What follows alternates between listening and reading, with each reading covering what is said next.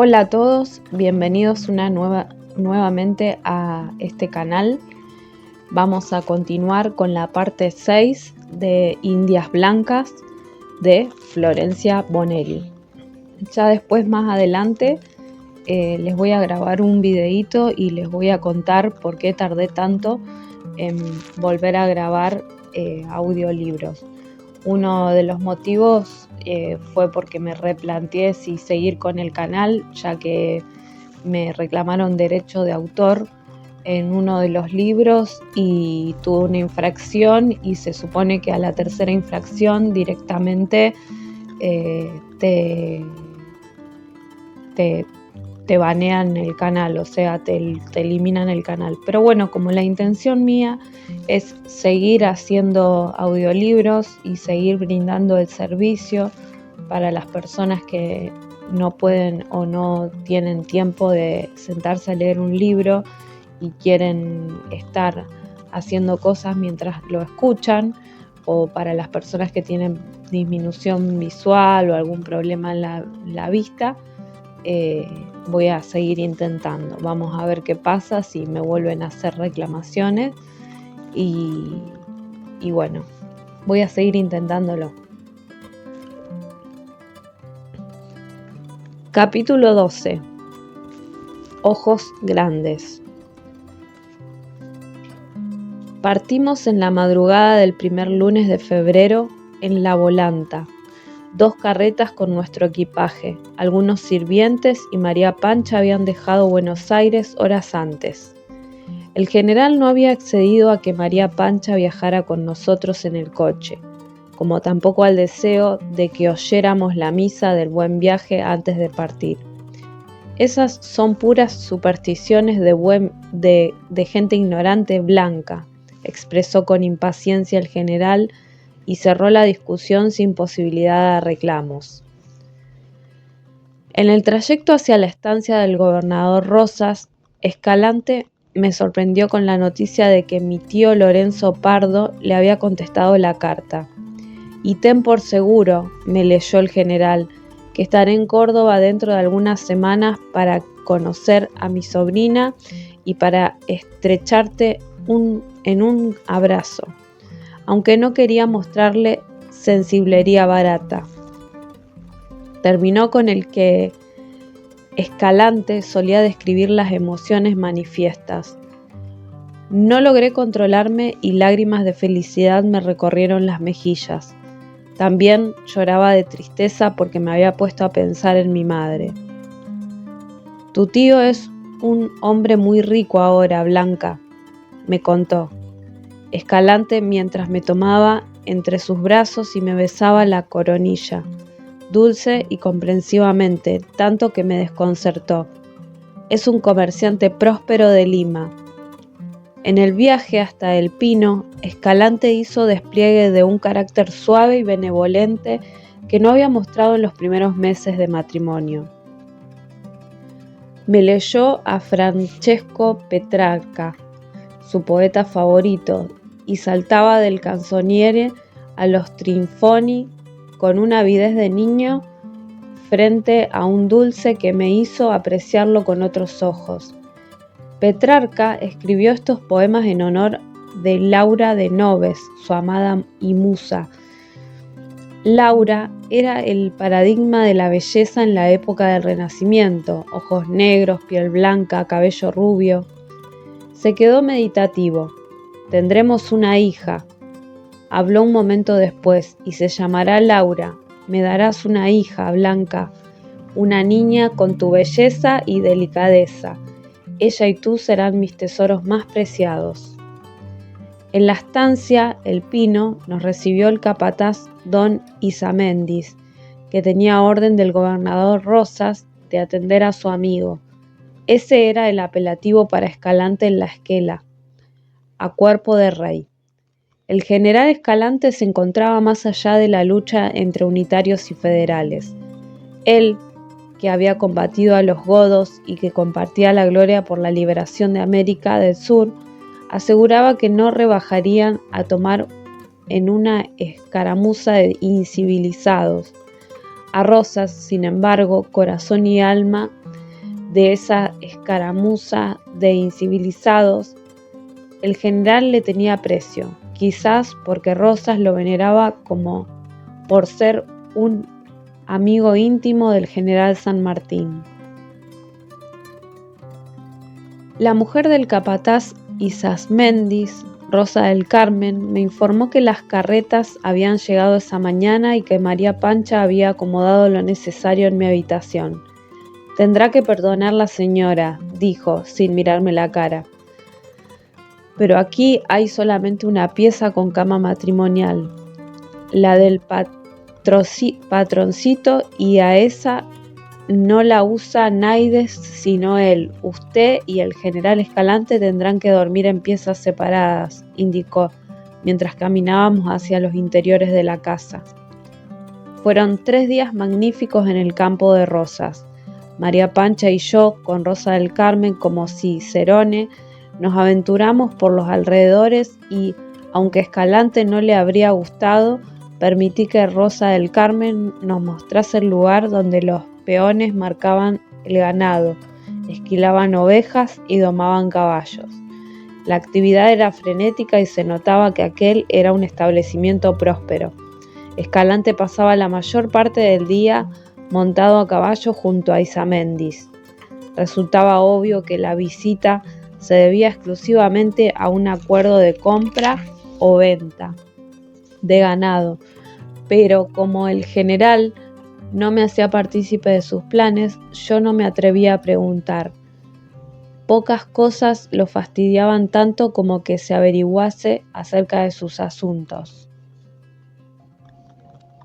La segunda noche en el campo de Rosas, un incidente me dejó desasosegada y solo pude volver a conciliar el sueño cuando el sol despuntó. A la madrugada me despertaron los golpes de reloj de la sala.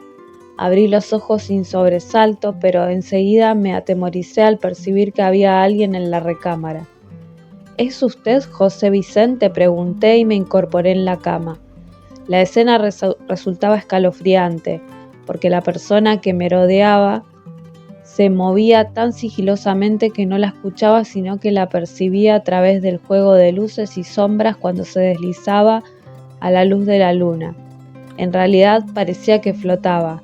A la mañana siguiente, al comenzar el episodio con Rosa del Carmen, me dijo con imperturbable seriedad que sin lugar a dudas se había tratado de alguna alma en pena, que existían muchas en esa casona vieja llena de recuerdos. Finiquitados los asuntos que interesaban a Escalante, debíamos proseguir la marcha hacia Córdoba. La visita a la estancia del Pino había sido un éxito para mi esposo, pues continuaba de buen talante. Al despedirnos, don Isasmendis y Rosa del Carmen nos regalaron una canasta colmada de conservas, dulce de leche, quesos y una pata de chancho que por el propio Isasmendis sabía curar con humo y especias, para que no le falte con qué engañar el estómago, expresó el buen hombre mientras le entregaba la canasta a mi esposo. La próxima posta, Cabeza de Tigre. Está a varias leguas y van a llegar muy tarde esta noche, informó. Partimos. El último tramo del periplo, que Escalante aseguraba completar en 4 jornadas, se presentaba eterno y fastidioso. El calor era lo peor.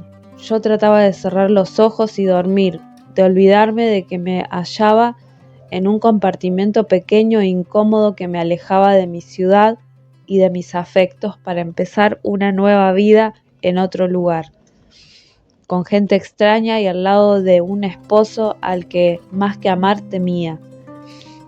De tanto intentarlo debo haberme quedado dormida.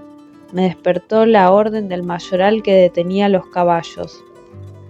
Escalante se apresuró a descorrer el visillo y preguntó de mal modo qué diantres ocurría.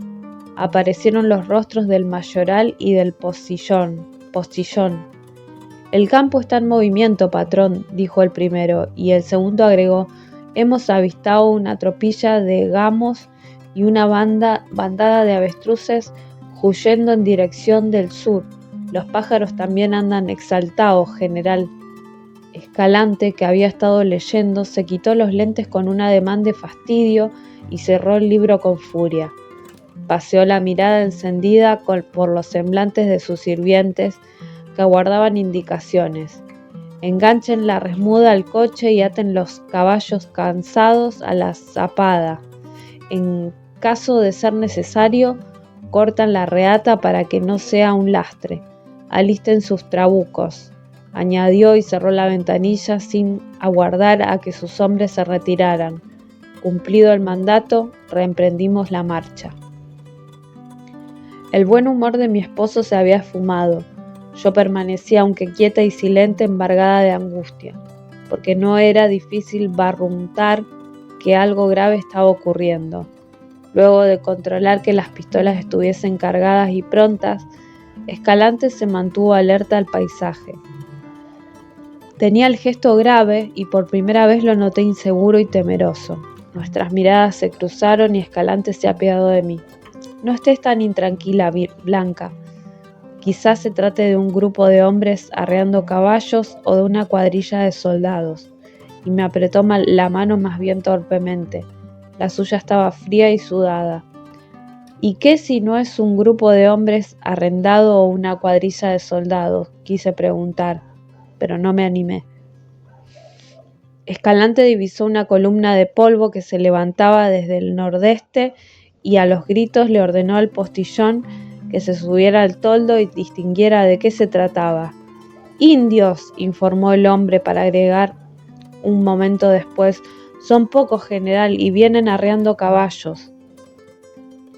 Escalante sacó medio cuerpo por la ventanilla para dar órdenes a sus hombres. Yo me acurruqué en el rincón opuesto y saqué mi rosario. Me comencé a desgranar como autómata sin prestar atención al diálogo frenético que se había entablado entre el general y sus sirvientes. Los indios se aproximaban a una velocidad impensable. Nunca olvidaré los alaridos que lanzaban, que en el desquicio se mezclaban con el traqueteo del coche. Los comerciantes vociferados del mayoral y del postillón, las indicaciones de Escalante y mis Padre Nuestros y Ave Marías rezando en voz cada vez más alta. Escalante me tomó por el hombro y sin decir palabra me arrojó al piso de la volanta a sus pies. Inmediatamente comenzaron los disparos, los de los trabucos y de los revólveres. Yo había dejado de rezar y lloraba histéricamente. Lo que más me desasosegaba era el gesto de mi esposo, que siempre seguro y altanero, ahora lucía medroso e impotente. Los indios nos rodearon y el mayoral detuvo la volanta tan abruptamente que Escalante terminó sobre mí. Enseguida se irguió para cargar las armas y reabrir el fuego. Yo cerraba los ojos y me apretaban los oídos. No quería ver, no quería escuchar, solo quería despertar de esa pesadilla. En un momento debió resultarle evidente al general que estábamos perdidos porque detuvo los disparos. Me contempló desde arriba y me apuntó con el arma dispuesto a matarme antes que saberme cautiva de los indios. Yo la miré sin entender. Escalante desenrajó un tiro y en un golpe seco me dejó a oscuras. Me despertaron las náuseas, me incorporé y vomité bilis, un sabor amargo que me quemó la garganta. Alguien me extendió un trapo húmedo y un jarro de agua. Me limpié y enjuagué la boca y levanté la vista para observar en torno. Me hallaba en una carreta protegida con hule que reconocí como la de Escalante. Allí estaban mis baúles y los del general. «María Pancha», llamé con voz cavernosa, y el esfuerzo me arrancó lágrimas. Me tendí nuevamente. Me había mareado y las vascas amenazaban con regresar. Un hombre me colocó un trapo frío sobre la frente y sonrió al presentarse. «Mi nombre es Miguelito, señora, pa' lo que guste mandar». Mi desconcierto debe de haber resultado palmario, pues el hombre agregó que no me preocupara, que él me cuidaría. «Por fin despierta», exclamó a continuación. «Estuvo inconsciente 4 días. Me llevé la mano a la frente y palpé una costra. Me dolía la cabeza, me latían las sienes y me di cuenta de que tenía fiebre. La bala le rozó la frente, señora, acotó Miguel, y si no fuera por Mariano, usted estaría muerta. El general Escalante casi la mata. Los comentarios de aquel hombre y mis recuerdos me aturullaban. ¿Dónde estoy? ¿Quién es usted? ¿Dónde está María Pancha? Sollocé. Y el hombre me pidió que no me agitara. Estamos a unos días de Leubucó, en la selva de Manuel Mapú, informó solícitamente, como si aquella perorata fuera esclarecedora. Me ayudó a incorporarme y me dio de beber agua con azúcar. Mariano regresará dentro de poco. Él fue primero a Leubucó para saludar a la familia, luego vendrá por nosotros. Las últimas instancias del ataque a la volanta aparecieron frente a mí. Recordé los alaridos de los indios, el gesto de Escalante, el sonido de las balas, el relincho de los caballos, los gritos del mayoral y del postillón, y reviví la espantosa sensación que me había aterido de miedo. Deseé estar muerta. Al día siguiente me sentí mejor. La fiebre había remitido y la garganta no me lastimaba al hablar. Con todo me encontraba débil y mareada. Miguelito, mi guardián y enfermero, se mantuvo junto a mí en la actitud de un servil lacayo. Me alimentó, me dio de beber, me acomodó sobre el jergón y se mostró solícito en responder a mis preguntas. Por él supe que antes de atacar la volanta habían secuestrado a 2 carretas y cautivado a los sirvientes, pero que no habían hallado a mi esclava negra. Supuse entonces que María Pancha había conseguido escapar y esconderse antes de que los indios se abalanzaran sobre ellos. Me desconsoló la idea de que María Pancha no sobreviviese a aquel desierto verde, sin agua ni alimentos, sin un caballo, ni un vaquiano que la guiase fuera del laberinto. Miguelito agregó compungido que el postillón y el mayoral habían muerto y que el tal Mariano se había enfrentado al general Escalante. ¿Cómo es que conoces el nombre de mi esposo?, quise saber, y Miguelito me confió que él y el grupo de indios que nos habían asaltado eran peones de la estancia El Pino. Mariano lo vio a usted la mañana en que Rosa del Carmen la llevó a donde esquilábamos ovejas. Esa huinca va a ser mía, nos dijo Marianito, refiriéndose a usted, señora, y todos pensábamos que bromeaba. Mi esposo asesinado, mi amiga del alma vagabundeando por esas tierras olvidadas de Dios, y yo en manos de un salvaje que me había arrebatado del mundo real para satisfacer un instinto animal. Comencé a llorar y Miguelito dejó la carreta cabizbajo. Mi estado de ánimo y mi debilidad física me hacían perder la conciencia y a menudo caía en una duermevela plagada de pesadillas que no terminaban cuando abría los ojos.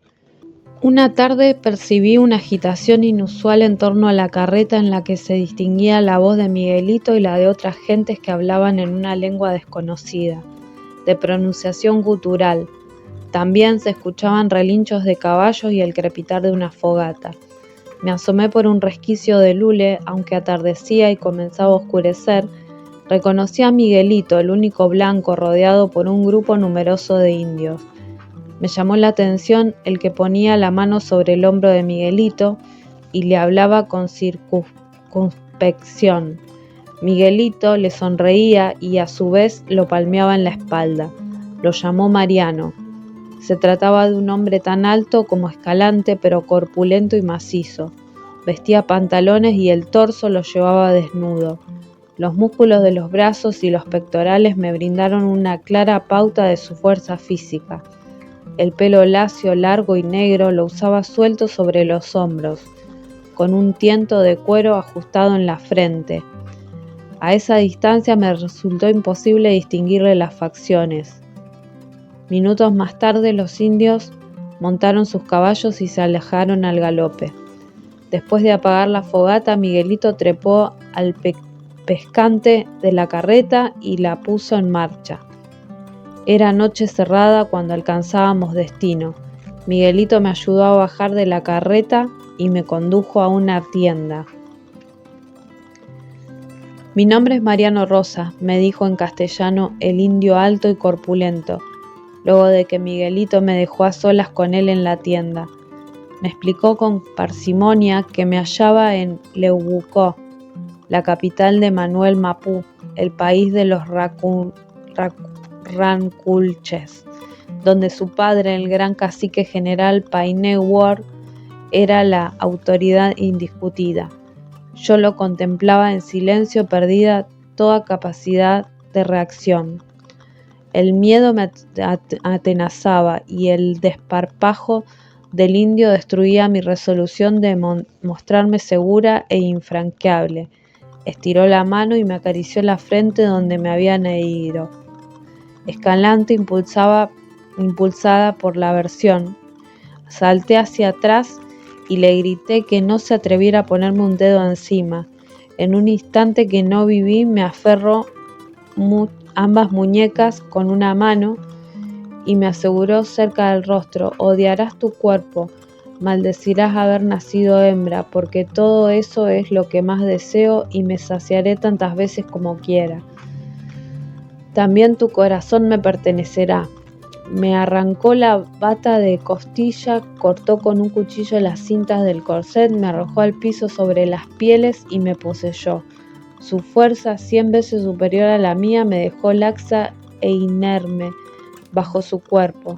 Lo escuché gemir y gozar y alejé el rostro asqueada. Por fin, Mariano Rosa se apartó de mí y abandonó la tienda sin mirar el despojo que había quedado en el suelo. Grité hasta sentir la garganta desgañotada y sabor a sangre en la boca. Grité de asco, de rabia, de desesperanza. Me daba repulsión mi propio cuerpo porque había enloquecido a ese salvaje, porque le había pertenecido en ese acto bajo y abyecto. Quería lavarme, sumergirme en el agua y refregar mi piel hasta volverla color carmesí, pero no me animaba a moverme, menos aún trasponer el umbral de la tienda y pedir ayuda. ¿A quién acudiría? El país de los ranqueles.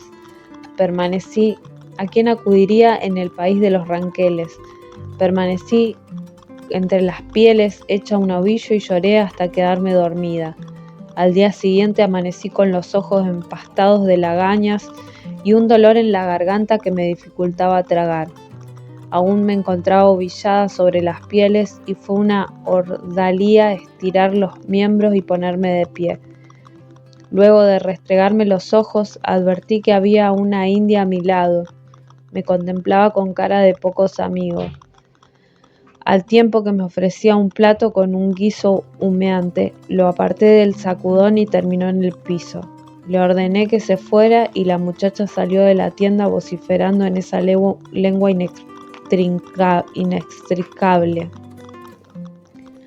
Había un vaso con agua, que bebí con deleite y que calmó el ardor de mi garganta. Como pude, até las tirillas del corset y cerré la bata de cotilla para asomarme a la entrada, una especie de galería delante del toldo con techumbre plana hecha de maderos y cubierta con chalas de maíz para dar sombra en la tierra carente de grandes árboles. Había tiendas diseminadas y algunos ranchos. Se destacaba un grupo de toldos dispuestos en semicírculo que deduje serían los aduares del tal Painé. El mayor tamaño lucía en el ingreso 5 lanzas con penachos de pluma colgadas y moarras de plata sobre las que reverberaba el sol. El paisaje está yermo, estéril y ondulado, a causa de las cadenas de dunas que se perdían en el horizonte. Caldenes, chañares y espinillos constituían la vegetación junto a arbustos menores y gramilla. La actividad frenética de esas gentes menguaba la tristeza del entorno. Avisté varios hombres en un potrero atiborrado de caballos excelente estampa. Algunos los vareaban, otros los cepillaban. Las mujeres limpiaban las enramadas con las escobas de biznagas y aplastaban la tierra salpicando agua y zapateando. Unos indiecitos arrastraban las bolsas con desechos y los arrojaban a una hoguera, mientras otros acarreaban baldes de madera con agua en el interior de los toldos. En medio de aquel fervor doméstico se notaba que nadie padecía lo que yo, y eso me hacía sentir aún más sola. Un perro, que descansaba a un costado de la enramada, me había estado observando con ojos lánguidos y bonachones. Se levantó y estiró las patas antes de entrar en el toldo.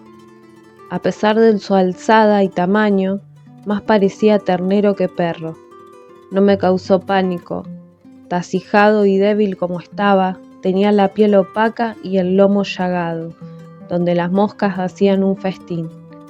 Lo seguí intrigada. El pobre animal olía la comida desparramada en el interior del toldo. Gañía y me lanzaba vistazos suplicantes.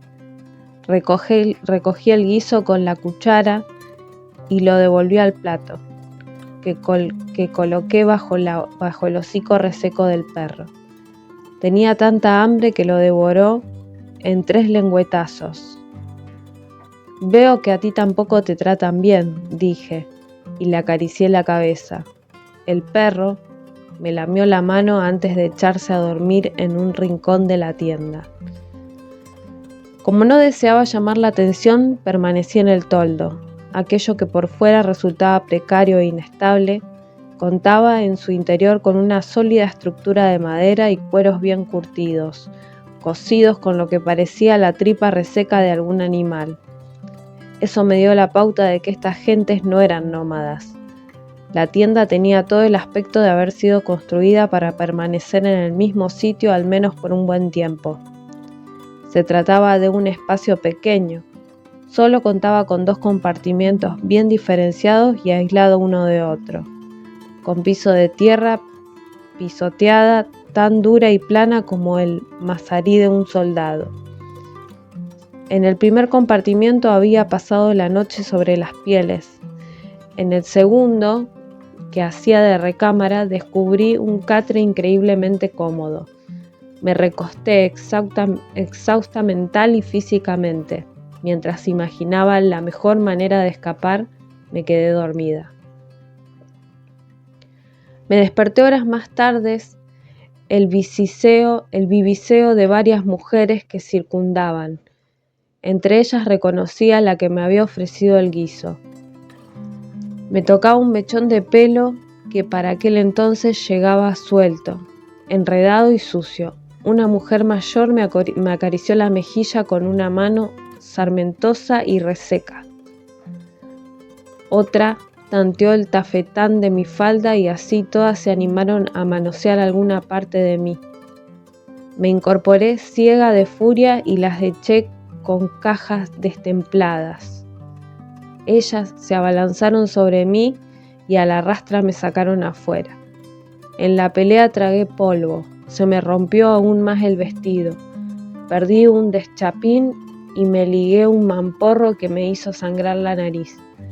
No tenía voz para gritar y me limitaba a sacudir las piernas y brazos, a repartir trompazos y puntapiés a mansalva, hasta que apareció Miguelito y me quitó el enjambre de encima. A mi paso hacia el toldo, asistida por mi ángel guardián, las mujeres me gritaban e intentaban golpearme, pero Miguelito levantaba el brazo en son de amenaza y las espantaba como a palomas. Niños y niñas marchaban a nuestro lado y me observaban como si yo fuera una criatura de otro mundo.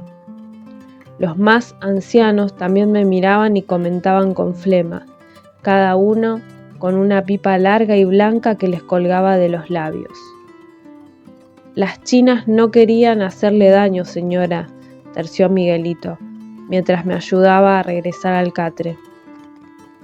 Querían llevarla a la laguna para lavarla y ponerla bonita para Mariano, que está al llegar. que no me tocaran, que se mantuvieran lejos, que las odiaba, que me daban asco, que no soportaba su olor, que Mariano se podía ir al demonio. Cansada, débil y triste, me largué a llorar como una Magdalena mientras Miguelito, en silencio y con gesto serio, me limpiaba la sangre de la nariz y el polvo del rostro. Más tarde pensé, no me vendría nada mal un baño. Apestaba. ¿Cuántos días habían transcurrido desde el último baño decente? Debía de tener la traza de un orate. El perro que durante la pelea había perdido la pachorra para ladrar y propinar tarascones a las indias, ahora yacía a los pies del catre. Y cada tanto gimoteaba como solidarizándose con las amarguras de su nueva ama. «Veo que se ha ganado un amigo muy prontito», dijo una voz de mujer en castellano. «Ven, Gutiérrez, que traje unos huesos». Y el perro se levantó y meneando la cola fue donde la joven morena y bonita. Me dijo que se llamaba Lucero y que era la hija del gran cacique Yanquetruz y de Dorotea Bazán, una cristiana oriunda de Comodoro Varela, San Luis, que había sido cautivada a la edad de 13 años. Yo sé que no estás loca como dicen, pero sí muy lastimada. No tienes que temer, yo estoy contigo ahora. Me llevó en su jaca hasta la laguna Leucó, a unas 200 varas del asentamiento, donde me desnudó con extrema delicadeza, me bañó y lavó el pelo, que luego desenredó y dejó suelto. El agua era dulce y transparente y fue un placer sentirme fresca y limpia de nuevo. Ponte esto, es mi mejor piliquén. Y sacó del morral un pedazo de paño fino de color vermellón que me enroscó en torno al cuerpo y ató detrás de mi cuello. Sobrevino el crepúsculo y un aire fresco que olía a campo me secaba el cabello. Permanecíamos calladas. Lucero juntaba barro de la marisma, un barro compacto de color plomizo, con el que formaba panes que luego guardaba en un talego. «Será para moldear vasijas y otros chirimbolos», pensé, incapaz de romper el silencio. Se escuchaba el agua de la laguna que corría entre los carrizos y las españadas, el trinar de los pájaros y el chirrido de grillos y otros insectos nocturnos, y el ruido de mis tripas que causó risa a Lucero. «Anda, vamos, mi madre ya debe haber preparado algo para comer», y me tomó de la mano y me ayudó a ponerme de pie. «¿Qué va a hacer de mí, Lucero?», quise saber con la voz quebrada y lágrimas suspendidas en los ojos. En medio de aquel lugar saliente, Guillermo me había puesto a recordar lo linda que era mi ciudad, cuánto quería a mi gente, a mi negra María Pancha, a tía Carolita y sobre todo a Escalante, a quien repentinamente añoraba con desesperación. Me dije, no volveré a verlo jamás. Caí de rodillas y por primera vez lloré a mi esposo muerto. Demasiado débil para llorar, me recosté sobre el regazo de Lucero, que me mesó el cabello y me susurró palabras de consuelo hasta que recobré la calma. «Algún día amarás mi tierra y a mi gente», vaticinó la muchacha. La madre de Lucero, Dorotea Bazán, era una mujer más joven de lo que aparentaba. Aquellos parajes tórridos en verano y gélidos en invierno le habían cuarteado la piel, que ya no era blanca, y la vida dura y afanosa de tierra adentro le habían encorvado la espalda y deformado las manos. Le faltaban algunos dientes. Me di cuenta de que no era culta, quizás hasta analfabeta, pero sí dueña del candor propio de la gente del campo, esa mezcla de sabiduría, inocencia y mesura que me apaciguó el alma inquieta. Cuando le pregunté cómo había logrado habituarse a los salvajes, me respondió sin ofenderse: «Ni tan salvajes, verá, mija. Uno se termina acostumbrando a cualquier cosa en esta santa vida. Y me pasmó al contarme años atrás, un piquete de soldados le había rescatado del cautiverio, pero ella, con 2 hijos del cacique Yaquetruz, que por aquel entonces le pidió el capitán que la regresara al imperio Ranquel. De todos modos, agregó con gran aceptación del fatalismo, ¿quién querría en la civilización si yo era la mujer de un indio?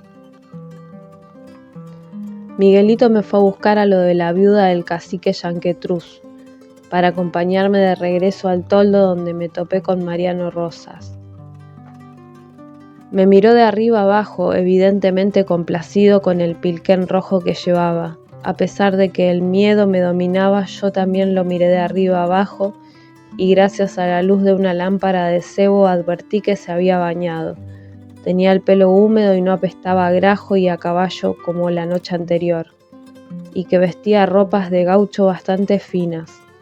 Evité que nuestros ojos se encontraran y, al comenzar a sentir vulnerabilidad e incomodidad, me agaché para colocar los restos de la comida en el plato de Gutiérrez, mi fiel amigo.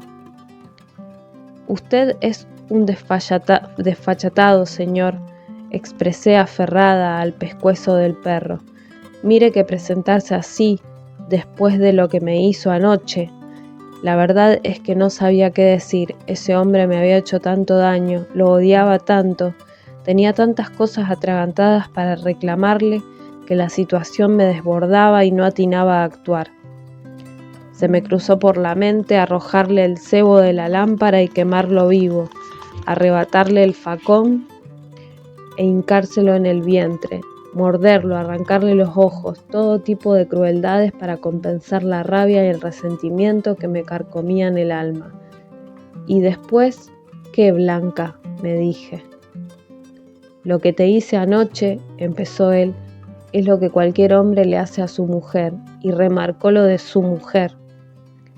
Le espeté que yo no era su mujer, sino la del general José Vicente Escalante, a quien él había asesinado a sangre fría para complacer el instinto propio de un animal. ¿Quién te dijo que yo maté al general Escalante? Hasta la última vez que lo vi estaba herido pero no muerto. Y me aferró de la cintura para agregar con una mueca furibunda. No deberías preocuparte tanto por él, después de todo iba a matarte. Mejor muerta que en este infierno, le solté. Nos mantuvimos en suspenso por segundos, parecieron siglos hasta que Mariano Rosas me arrojó al suelo y abandonó el toldo con Gutiérrez por detrás que le ladraba. Escalante no había muerto, vivía. Una alegría inefable me colmó de esperanzas. Él vendría a rescatarme. No obstante, y en contra de mis buenos augurios, razoné que un hombre herido, solo en medio de una tierra hostil, sin alimentos ni agua, jamás subsistiría. Y recordando las palabras de Dorotea Bazán, me pregunté si mi esposo aún querría después de haber sido violada por un indio. A pesar de todo, esa noche dormí profunda y plácidamente. Era la primera vez en varios días que lo hacía limpia y bien comida. A la mañana siguiente me despertó Gutiérrez, que reclamaba su desayuno. Al abrir los ojos me llevó un momento entender a dónde estaba. La voz de Miguelito, que me llamaba desde la enramada, me salvó de caer en el desánimo. Me gustaría tanto recuperar mis cosas, le comenté a modo de saludo mientras alisaba el pilquén de lucero que parecía un fuelle. Miguelito me traía el desayuno, un plato de madera repleto de puchero abundante de choclos y zapallo.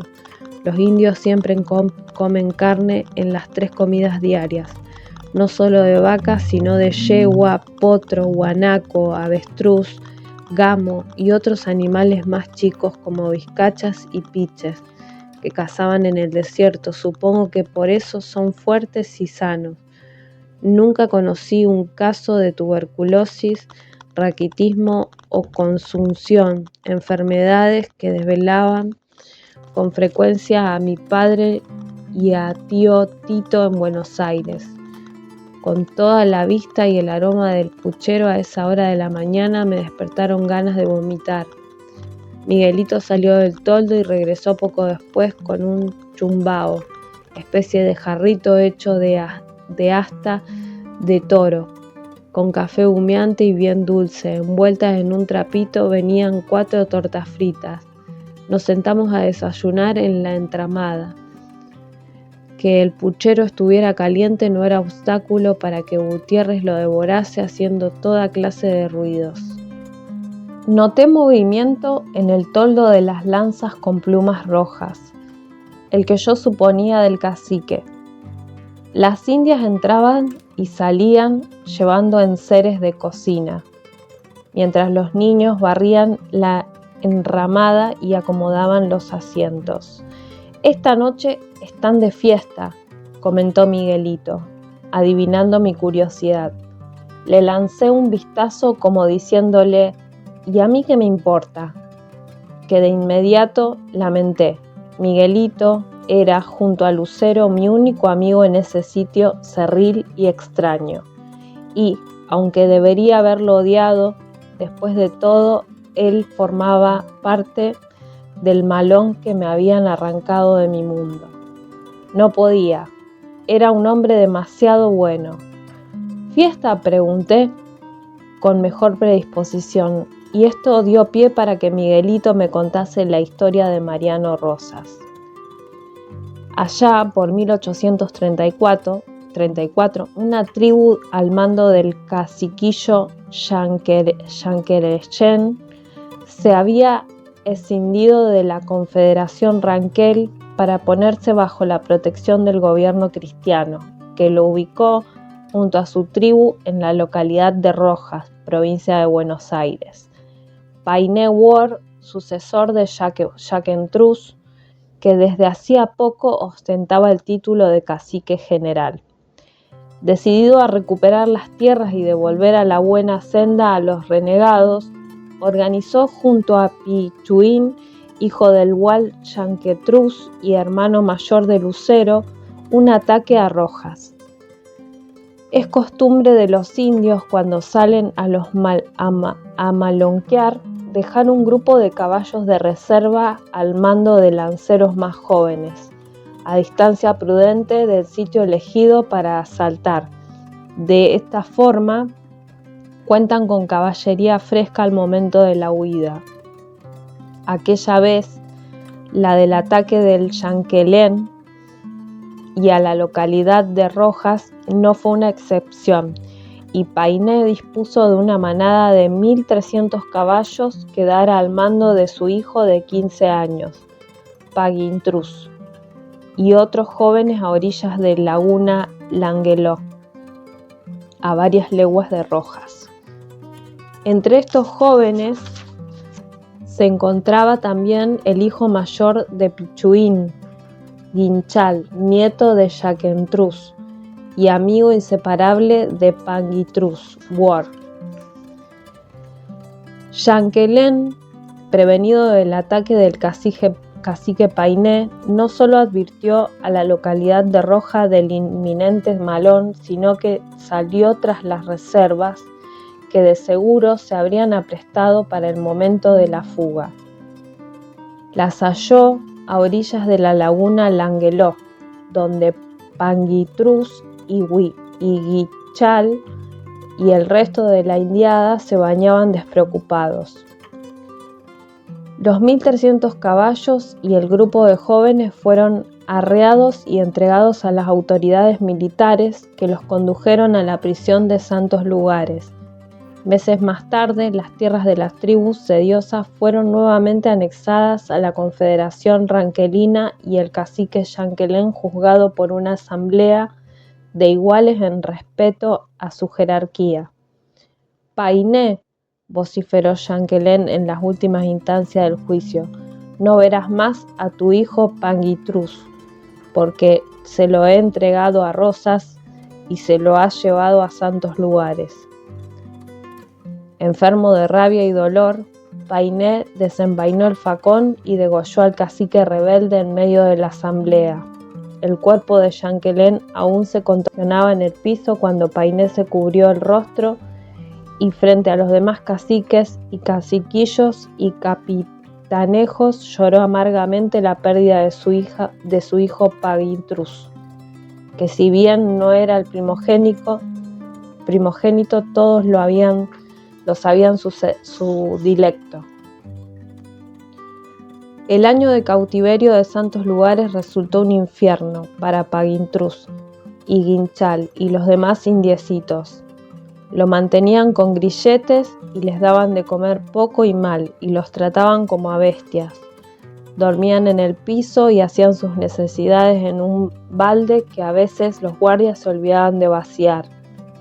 Al comenzar los primeros fríos le arrojaban unas mantas agujereadas y malolientes, y a pesar de que se acurrucaban para darse calor unos a otros, el aire gélido nocturno les traspasaba los miembros como cuchillos filosos.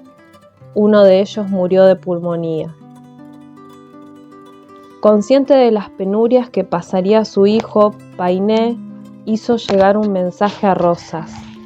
Entre los indios, que desde hacía casi un año mantenía prisioneros en Santos Lugares, se hallaba del hijo de Painé Ward y de la cacica Mariana.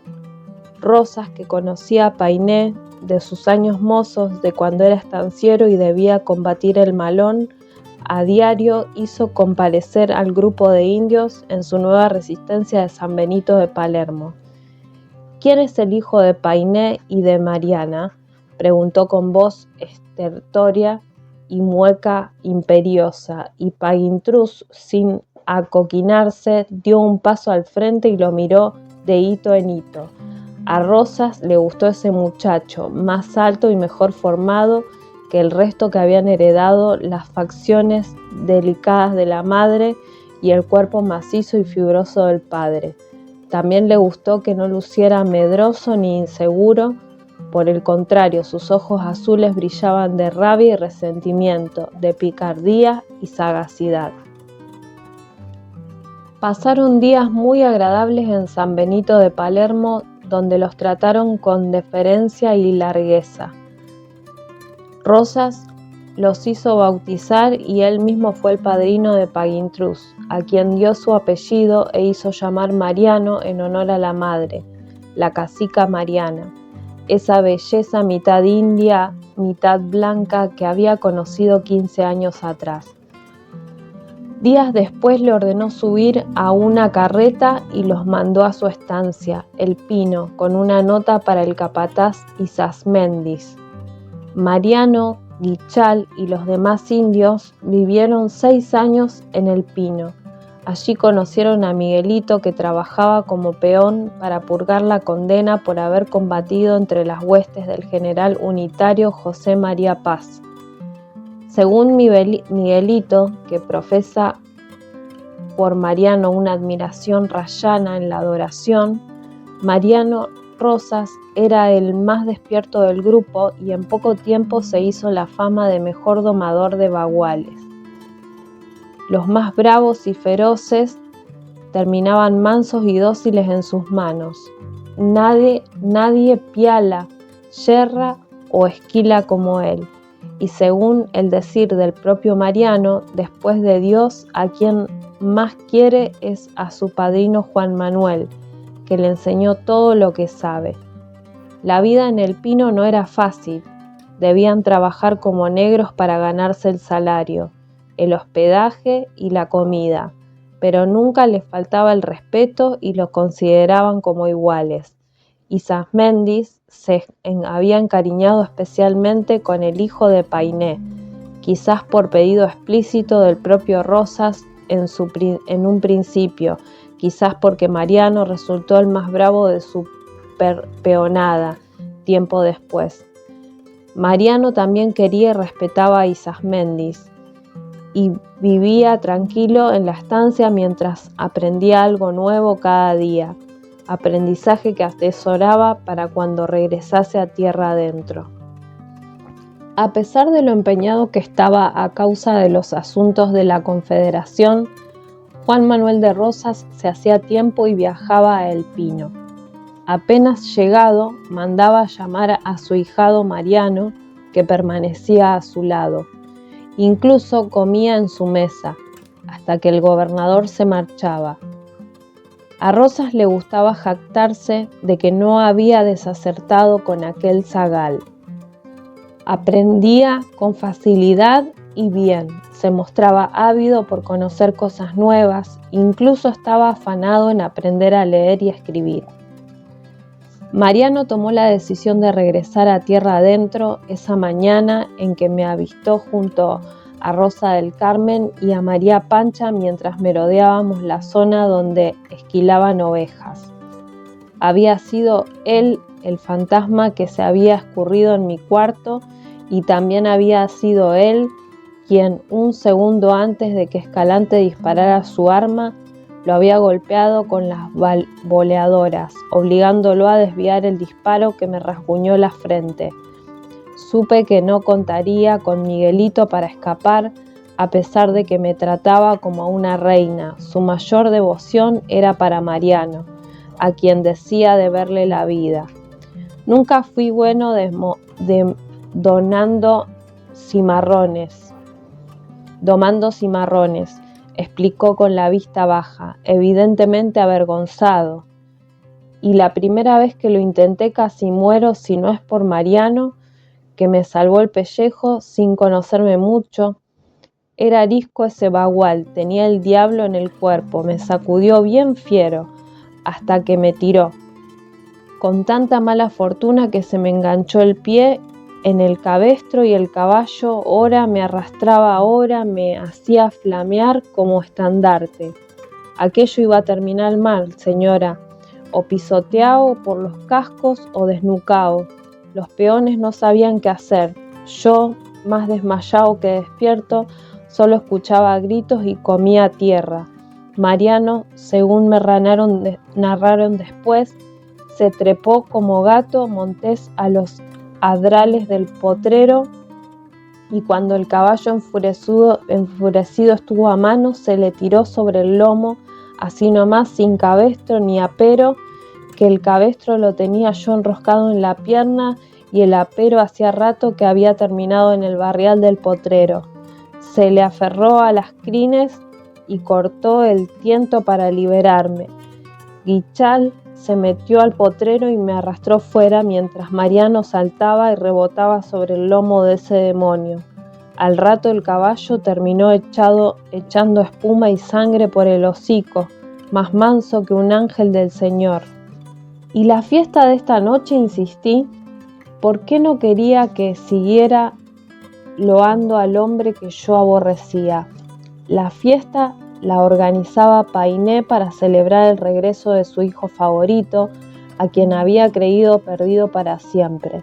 El consejo de Loncos, en pleno, Lonco significa cabeza o cacique de araucano, comparecería en pocas horas y no faltarían los caciquillos y capitanejos del imperio, que llegarían desde los 4 puntos cardinales. También estaban invitados los hermanos Juan y Felipe Saá y el coronel Baigorria, caudillos unitarios que habían perdido asilo a Painé mientras escapaban de la persecución encarnizada de Rosas y de la Mazorca.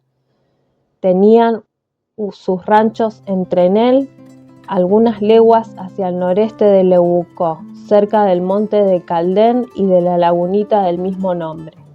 Se me ocurrió preguntar por primera vez qué suerte habían corrido los sirvientes de mi esposo. Los que viajaban en las carretas junto a María Pancha y Miguelito me aseguró que se encontraban en excelentes condiciones sirviendo en la tollería del cacique Pincén. Ellos también habían preguntado por mí. Resultaba imperioso verlos. Ellos sabrían decirme qué suerte había corrido María Pancha. Pincén también vendrá a la fiesta, señora. Quizá traiga a su gente. Se acercó un indio que llamó Peñí. Hermano, a Miguelito. Cruzaron palabras en araucano y Miguelito me indicó que debía marcharse. Ahí me quedé sola en la enramada, sentada sobre un tocón, Gutiérrez a mis pies. La actividad del asentamiento aumentaba minuto a minuto. Llegaban tropillas de jinetes acarreando zurrones con maíz, trigo, zapallos, choclos y legumbres, que entregaban a las chinas en la tienda principal.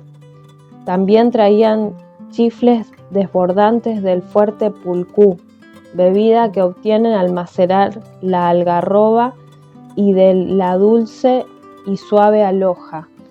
Algunas niñas portaban sandías, melones y leña mientras conversaban animadamente con un indio que traía en reatas 3 cabras. Se las entregó a una mujer que desapareció con ellas detrás de la toldería. Al rato llevaba partes despellejadas de los animales al interior de la tienda grande. En el corral un muchacho pialó y lanzó a una vaca gorda ya en el suelo, un mazazo en la testuz la mató. Los hombres se apartaron de la vaca, dando paso a un grupo de chinas que con pericia extraordinaria desolló y despostó al animal, sin desperdiciar siquiera la sangre que le gusta beber aún caliente. Mataron 3 más. La comilona en honor de Pangietrus, Ward o Mariano Rosas se perfilaba como un banquete digno de Lúculo. Aunque poco a poco me acostumbraba a la visión circundante, aquel era otro mundo, tan ignoto y distinto al mío como podría haberlo sido el de los selenitas. El país de los ranqueles ciertamente existía, pero yo no me hallaba preparada ni dispuesta a aceptarlo. Para mí, la realidad se había trastornado inverosímil. Se aproximaba al galope una decena de indios, a la cabeza venía Mariano Rosas.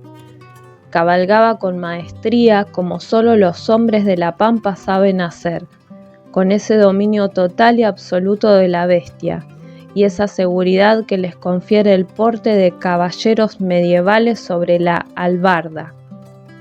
A pie, en cambio, son más bien torpes, caminan en forma desmarañada, con la cabeza hacia adelante y las piernas arqueadas. Es muy gracioso verlos correr.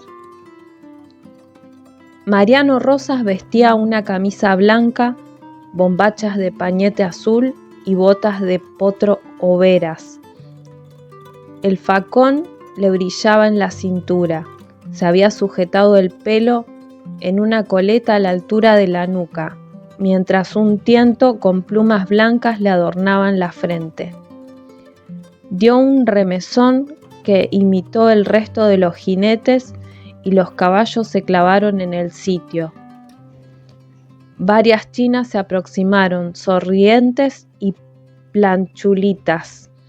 Una de ellas, la que me había llevado el guiso el día anterior y que había querido ponerme linda a la fuerza, caminó con afección evidente hasta la montura de Mariano y le extendió un odre, del cual Mariano bebió con frunción. Al devolvérselo, le dedicó una sonrisa franca y abierta y le dijo algo que la hizo sonrojar.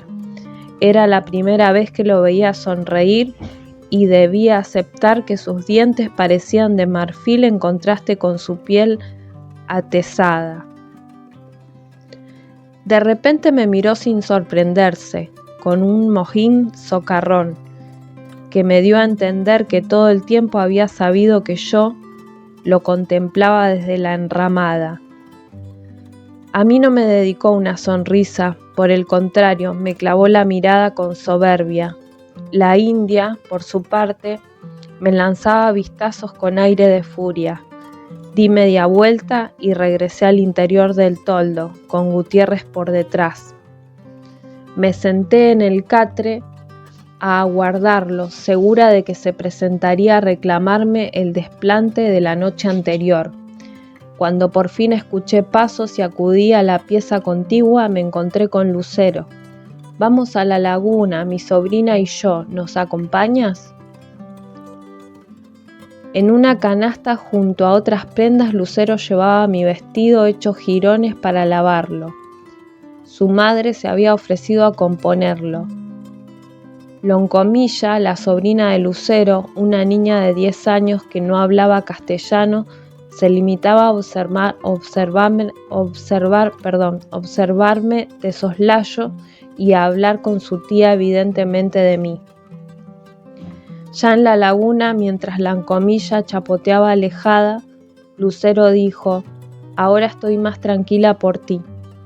Las pucalcúes han hablado», y me refirió que un grupo de mujeres, las pucalcúes o brujas, reunidas en aquelarre, habían leído en el porvenir de Panguitruswor que yo sería buena para él, que no era el Huesa de Huecubú, espíritu del mal, sino el Huenú Pillán, espíritu del cielo, quien me había conducido hasta ese lugar. Vaticinaron, entre otras cosas, que yo obraría maravillas entre los ranqueles. Incluso una pucalú había hecho una apología de mí al decir que, por mi causa, Panguitrus había regresado. Otra, sin embargo, se había opuesto al oráculo al asegurar que mi espíritu lo atormentaría la vida entera. Me dio risa y Lucero se mostró ofendida, por lo que de inmediato me recompuse. Agregó a continuación que la fiesta no era solo en honor a Mariano, sino de su sobrino Guinchal y de los demás ranculches, cautivados aquella mañana cerca del Angueló. Guinchal, amigo íntimo de Mariano, era hijo del hermano mayor de Lucero, Pichuín, que había vivido atormentado todos esos años al saber a su primogénito en manos de los Huincas. Loncomilla era la hermana menor de Guinchal. Al escuchar que la mencionábamos, la niña regresó a nado hasta la orilla y se me plantó enfrente con una sonrisa cálida. Uchaymañé me llamó, que quiere decir ojos grandes. Más tarde, luego de comer choclos fríos y tortilla de maíz con arrope, ayudé a Lucero a lavar la ropa. Loncomilla se alejó para juntar flores. «No confíes en Ñancumilla», expresó Lucero con severidad. «Ella está enamorada de Mariano desde hace antes que se lo llevara el Huinca. No aceptes nada de ella, en especial comida o bebida. Puede contener oñapué, veneno», aclaró, «que te mataría lenta y dolorosamente. Ñancumilla, la que me había ofrecido el guiso el primer día, la que poco antes le había alcanzado el odre a Mariano y recibido como recompensa una sonrisa galante, tenía la firme intención de convertirse en la esposa principal de Mariano Rosas. Era una muchacha baja y carnosa de largos y lacios cabellos negros que invariablemente peinaba en 2 trenzas. Sus facciones, aún sin dudas ranqueles, resultaban armoniosas y agradables. Por cierto, no se destacaban sus ojos demasiado sesgados, ni pómulos demasiado prominentes, ni el morro muy abultado, pero en conjunto sus rasgos le conferían un aire atractivo, el aspecto de una mujer pasional y determinada.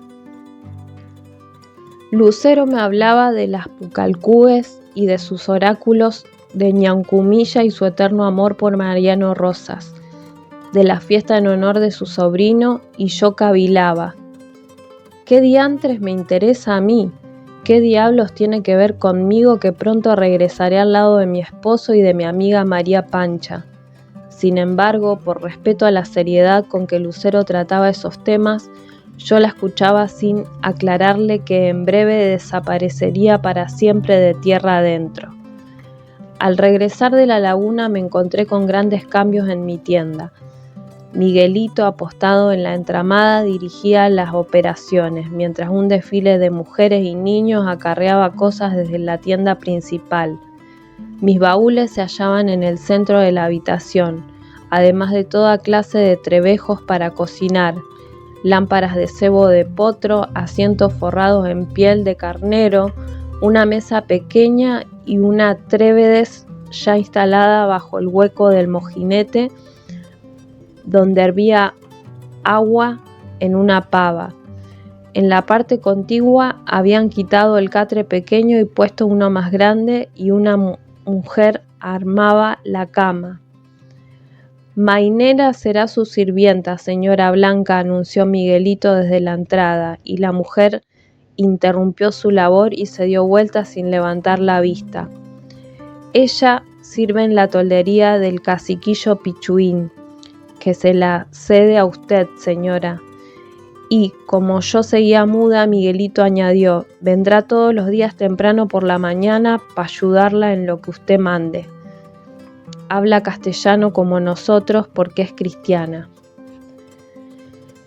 Más tarde, una vez desaparecidos Miguelito y su tropa de ayudantes, y mientras Mainela acomodaba la habitación delantera, me dediqué a estudiar las heridas de Gutiérrez. En los baúles no faltaba ninguna de mis pertenencias, aunque se notaba que los habían hurgado. Las llagas en el lomo del que ya consideraba a mi perro estaban decididamente infectadas. Las limpié con agua de alibur y las curé con una solución iodada. Aunque gañía y temblaba, Gutiérrez se dejaba tocar. Resultaba imperioso aislar la escaladura del contacto con las moscas, por lo que la cubrí con la espesa y maloliente pomada del tío Tito. Mainela, por favor, todos los días le prepararás comida a Gutiérrez, y la mujer asintió con evidente sorpresa. Mainela estaba llena de bríos y trabajaba de sol a sol con el vigor de una jovenzuela, lo que ya no era. Le gustaba conversar y por su buena disposición y excelente humor entendí que era feliz en medio de lo que yo consideraba lo más parecido al infierno. Debo confesar que su alegría me fastidiaba y hasta envidiaba la manera en que había conseguido aceptar ese destino nefando. De todos modos, era vano compararme con Mainela o Dorotea Bazán, quienes, si bien cristianas, en sus lugares de origen seguramente habían vivido una realidad no tan disímil a la tierra adentro.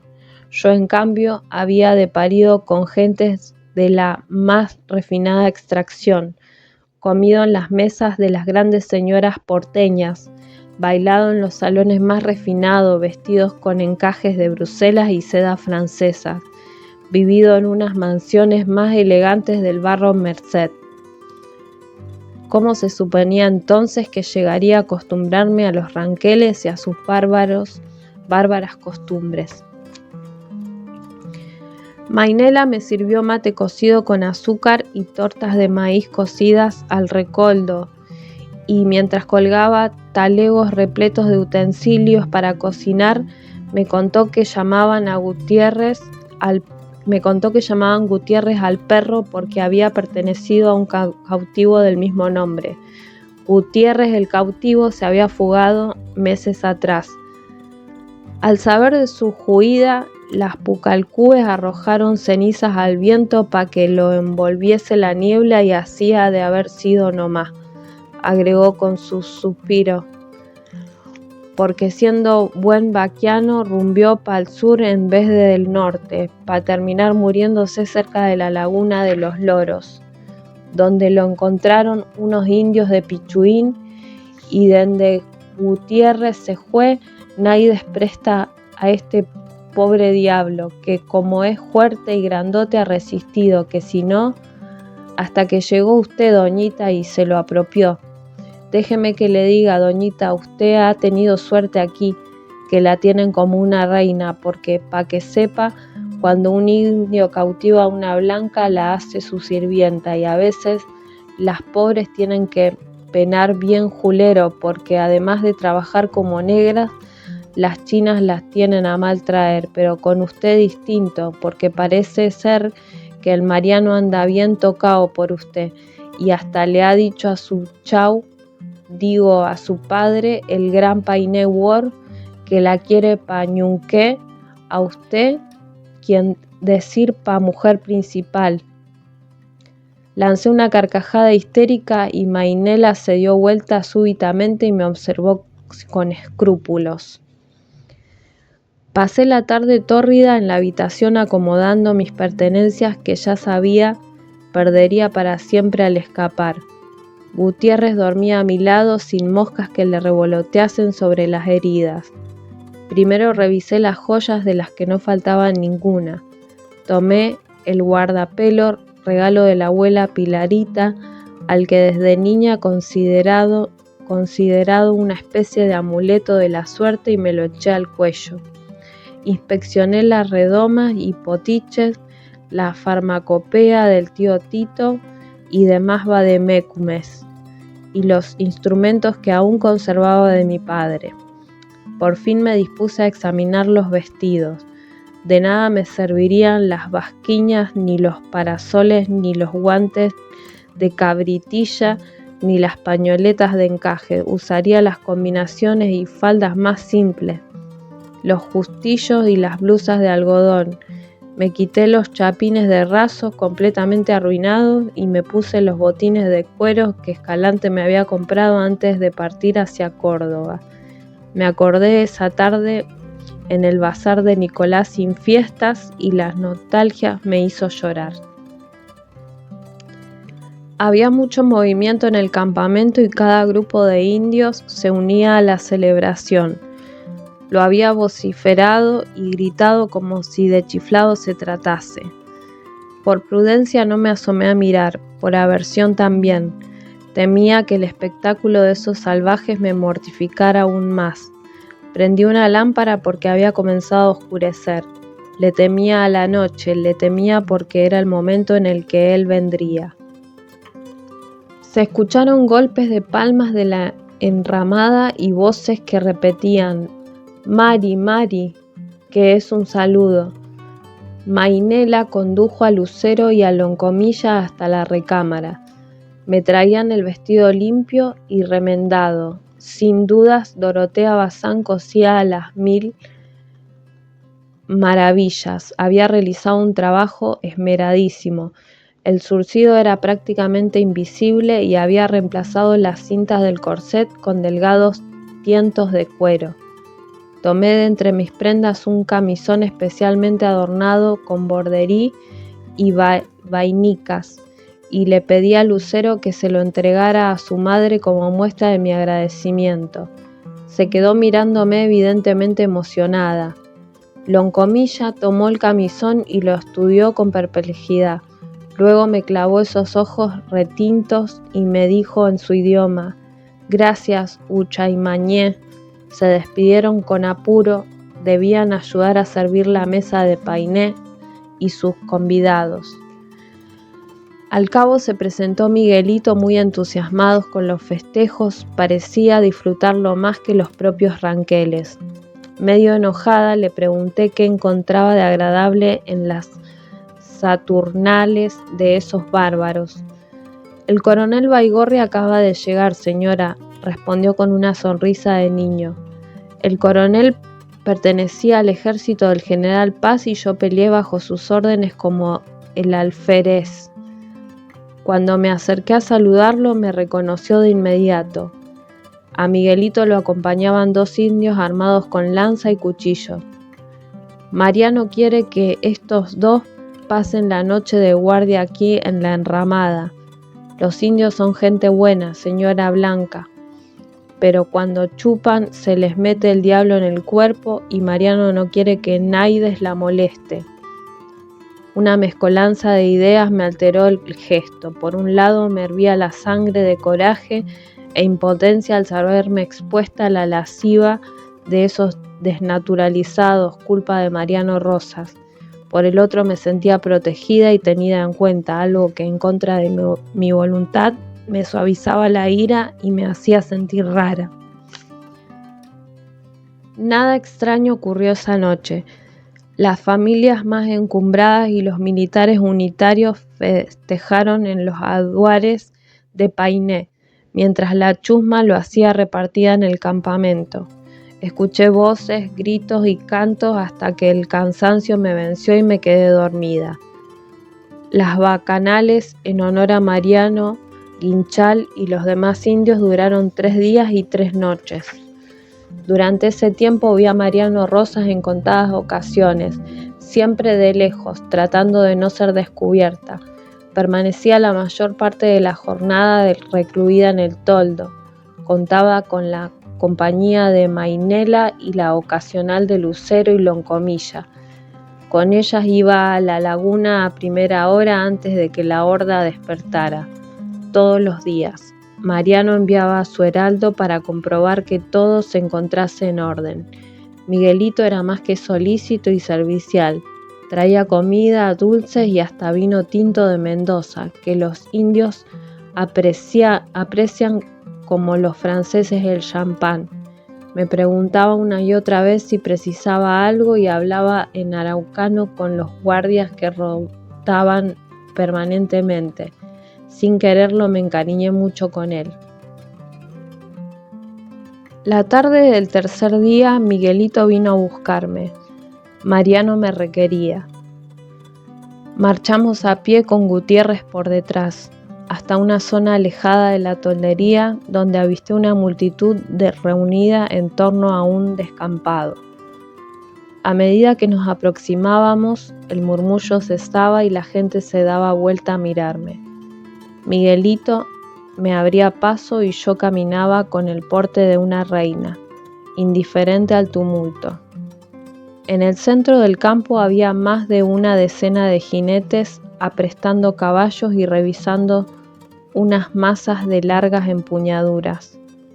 «Van a jugar a la chueca», anunció Miguelito, y agregó que se trata de un deporte ecuestre en el cual 2 equipos de jinetes deben golpear con las masas unas bochas de madera, llamada chueca, tratando de llevarla al campo contrario para marcar un tanto. Entre los jinetes distinguía a Mariano Rosas, que llevaba el torso desnudo, al igual que el resto de su equipo, y el cabello tomado a la altura de la nuca. Conversaba animadamente y una sonrisa franca le embellecía el gesto de hombre bravo, hasta que un compañero le habló al oído señalándome. Se dio vuelta sobre la montura y me lanzó un vistazo serio, desprovisto de piedad. Yo también le sostuve la mirada, sin miedo, increíblemente segura.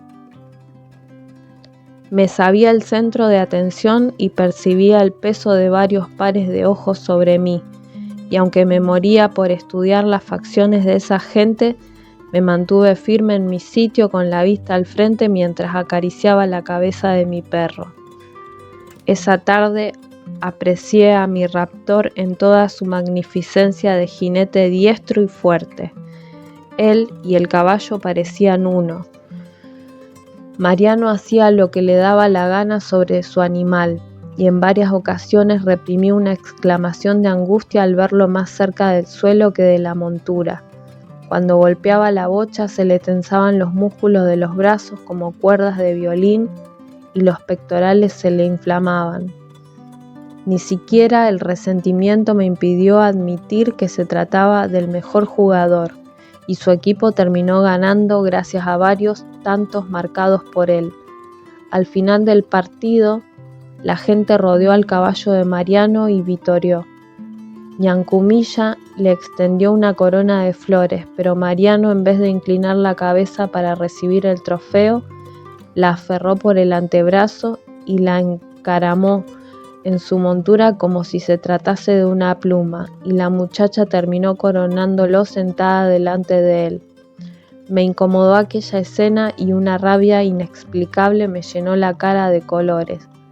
«Vamos, Gutiérrez», dije, y me escabullí aprovechando que nadie prestaba atención. Cerca del toldo escuché los cascos de un caballo que se aproximaba a la carrera.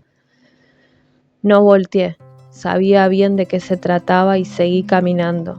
El caballo de Mariano Rosas me sobrepasó y dio un remesón a los pocos pasos. Gutiérrez le ladró ferozmente y el animal se encabritó. Mariano lo manejó con destreza, hablándole en su lengua y sujetando las riendas con vigor hasta tranquilizarlo. Me arrodillé junto a Gutiérrez y le abracé el cuello, temía por él, pero Rosas ni siquiera lo miró. En cambio inquirió de mal modo: ¿por qué te fuiste? No quiero que estés sola. Todos andan muy exaltados y aquí, como en todas partes, hay gente buena y gente mala. Cuando salgas del toldo lo haces con Lucero o con Miguelito. Me lo quedé mirando, atraída por su voz. Me gustaba el acento al hablar castellano. Se me pasó por la cabeza la absurda idea que noches atrás había sido la mujer de ese hombre tan ajeno y poco familiar. Íntimamente me halagó que se hubiese olvidado de Ñamunquilla y de los demás, y corrido detrás de mí. Sin embargo, mi raciocinio batallaba contra la barbarie que Mariano Rosas encarnaba y le pregunté con el modo y el tono de una señora: ¿cuándo me va a regresar a mi gente? Nunca, fue la respuesta, y en un momento de insensatez le grité que me escaparía, que algún día desaparecería y que no volvería a verme, que lo odiaba, que le deseaba la muerte. Mariano saltó del caballo hecho un basilico y me levantó en el aire. Ódiame cuanto quieras, Blanca, pero no oses escapar. Se trató de un susurro mordaz cerca de los labios, con sus ojos fijos en los míos. Me afectó que me llamara por mi nombre. Me afectó verlo tan enojado y al mismo tiempo tan turbado. Me afectaron su cercanía y su torso desnudo. Me afectaba ese maldito indio.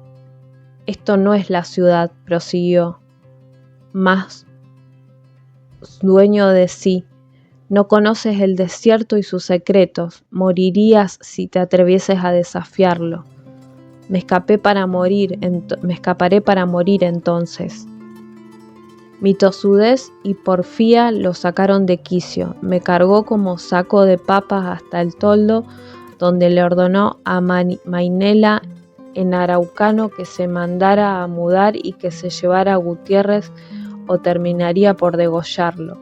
Me plantó en medio de la habitación. Instintivamente me hice hacia atrás. Le temía hasta el punto de no poder controlar mi cuerpo. Me temblaban las manos y piernas, un sudor frío se escurría bajo mis brazos y entre mis pechos, y habría jurado que Mariano Rosas escuchaba los latidos de mi corazón. Estaba a su merced y él lo sabía. No sería misericordioso ni contemplativo. ¿Está loco para creer que puede tenerme indefinidamente aquí? Exploté en un arrebato y mi voz quebrada e insegura me avergonzó. ¿Por qué me ha hecho usted esto?, exigí saber, ya sin esconder las ganas de llorar. Porque te quiero para mí, fue la respuesta, y amagó con aproximarse. Mis manos dieron con el cuchillo que Mainela usaba para trozar carne y me lo llevé al cuello. Me quitaré la vida antes de ser suya otra vez. Y Mariano Rosas se congeló en el sitio. Mi mente se puso en blanco.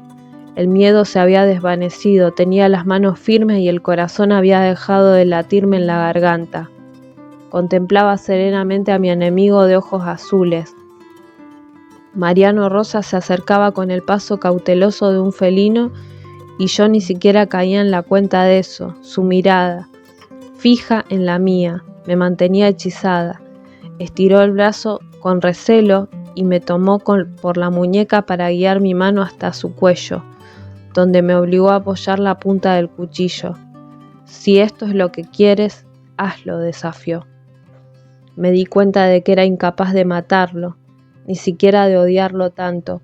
El cuchillo se me resbaló de las manos y caí al suelo sollozando. Allí, a sus pies, le supliqué que me dejara tranquila, que se apiadara de mí, que no me lastimara. Él, indiferente, me levantó en brazos y me llevó a la pieza contigua, donde volvió a tomarme. Cuando terminó, agitado, la carne y el corazón aún estremecido, me aseguró: Voy a hacer que me quieras, puedo hacer que me quieras. La necesidad insoslayable de ver a Nahueltruz llevó a Laura a cerrar el cuaderno y devolverlo a la escarcela.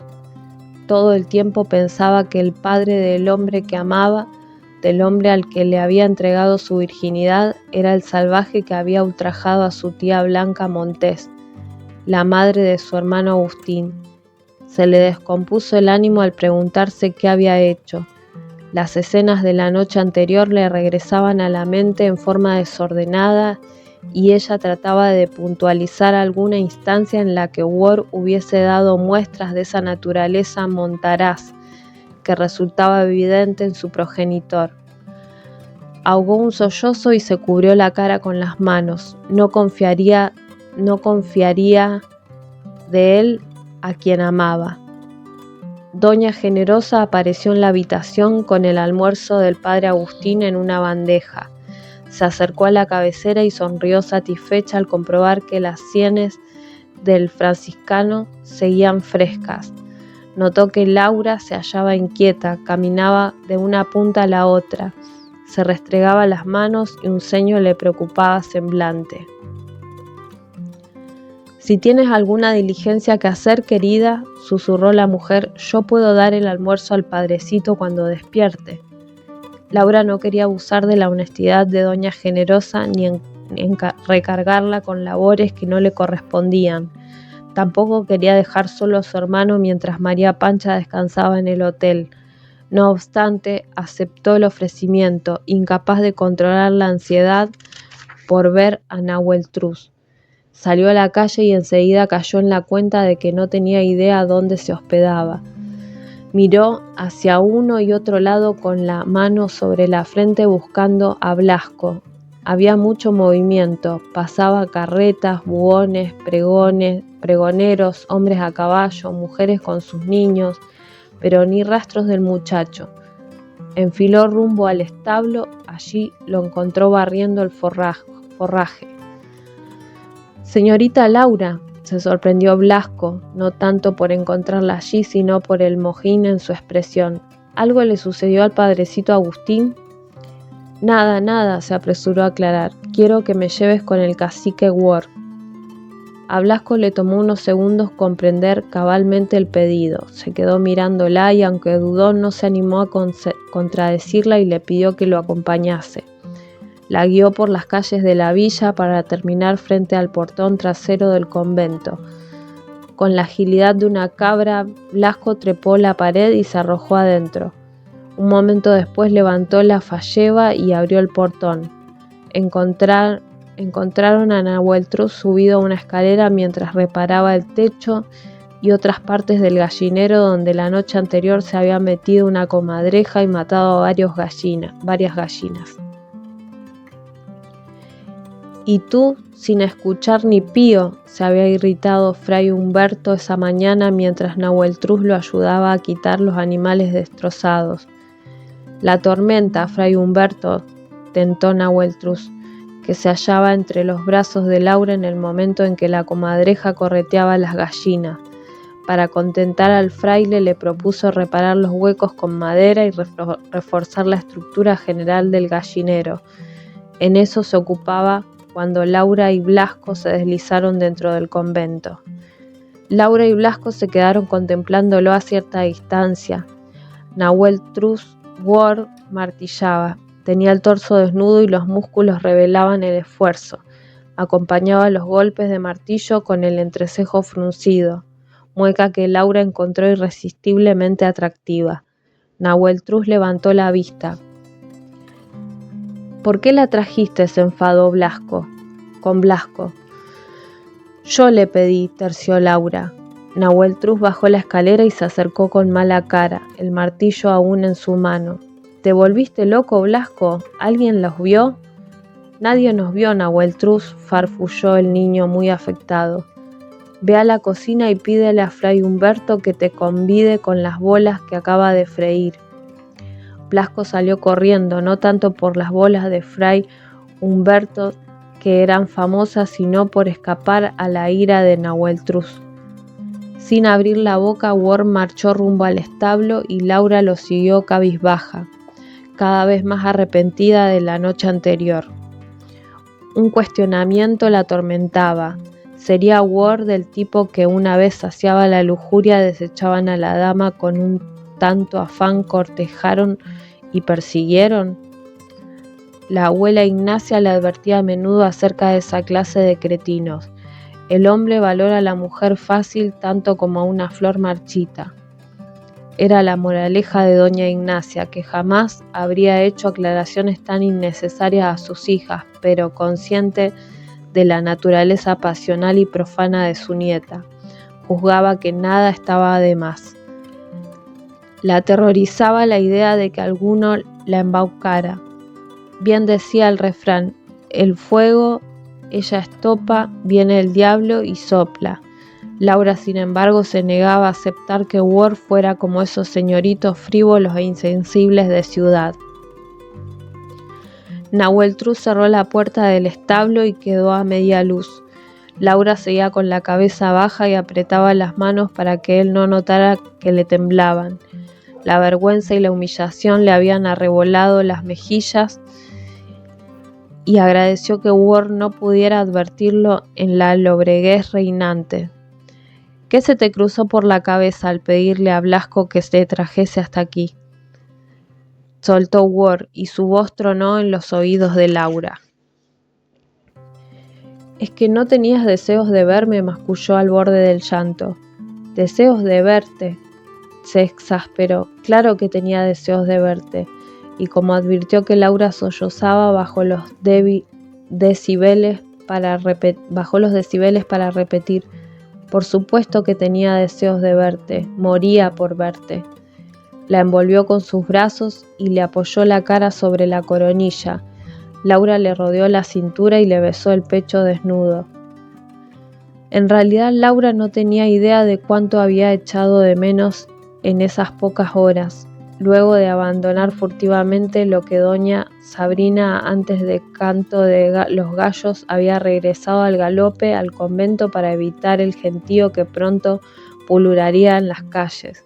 El aire fresco le daba de lleno en la cara y le inflaba la camisa, y un bienestar desconocido le dibujaba una sonrisa involuntaria en los labios. Laura desnuda, su carne blanca y palpitante, era una imagen recurrente que le obligaba a cerrar los ojos y le alteraba la respiración. La noche compartida había sido perfecta, atesoraba cada instante, cada gesto de Laura, cada sonrisa tímida, su desconcierto, su dolor, su inocencia y su anhelo de mujer.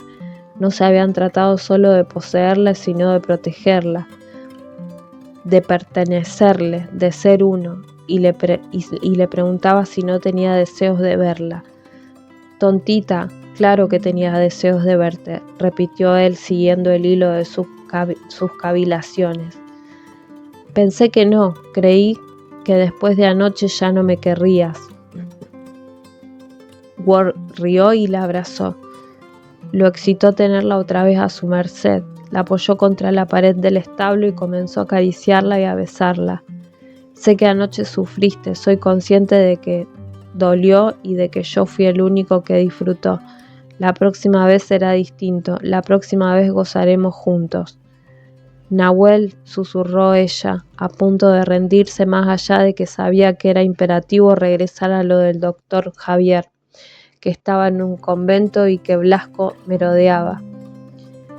Blasco los espiaba por el resquicio de la puerta del establo. En varias ocasiones había visto a los soldados y a los indios del fuerte besar a las cuarteleras.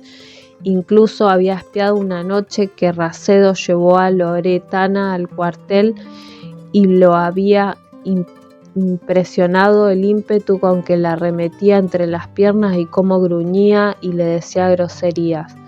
Él no era un nene de pecho, sabía las cosas que los hombres grandes les hacían a las mujeres.